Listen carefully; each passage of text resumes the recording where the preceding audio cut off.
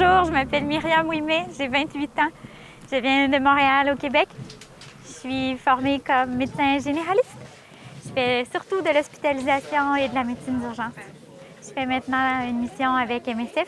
On est dans le nord de l'Irak, Kurdistan irakien, et je travaille sur les projets avec les réfugiés syriens.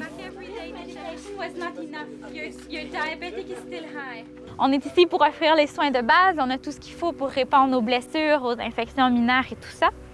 On a aussi une ambulance pour les faire rejoindre les grands hôpitaux en cas de grande urgence, mais c'est quand même des ressources limitées.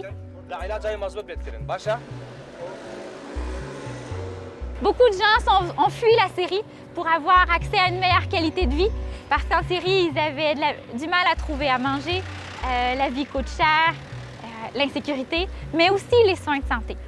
Donc, ils amènent vers nous toutes leurs demandes, parfois des choses auxquelles on peut répondre, parfois des choses où on ne peut pas répondre. Donc, aujourd'hui encore, une famille est venue vers nous en disant « j'ai l'hépatite, j'ai besoin de soins pour l'hépatite, faites-moi sortir », au point de se fâcher contre nous.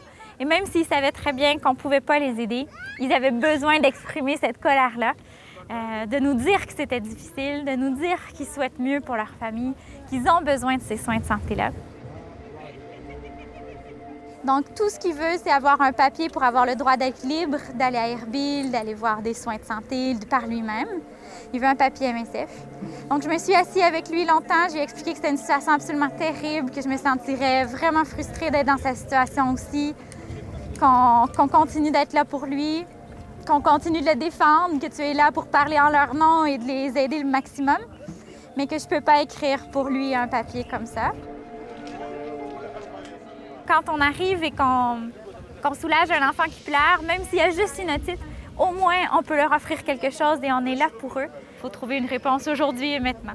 Donc répondre au perpétuel changement. Les journées sont longues. On fait nos consultations. Mais même au moment de partir, on rencontre un enfant qui fait de la fièvre, une urgence de plus, quelqu'un qui a besoin de nous. Les journées sont longues, mais les résultats sont là. Are you eating? C'est quelque chose que je sentais que je devais faire et que je voulais faire. Ça fait du sens. Si ma famille était dans cette situation, je voudrais que quelqu'un qui ait le temps, qui soit disponible pour le faire, soit ici, soit présent avec moi. Alors, je sens que c'est la chose à faire, de le faire maintenant pour ces familles.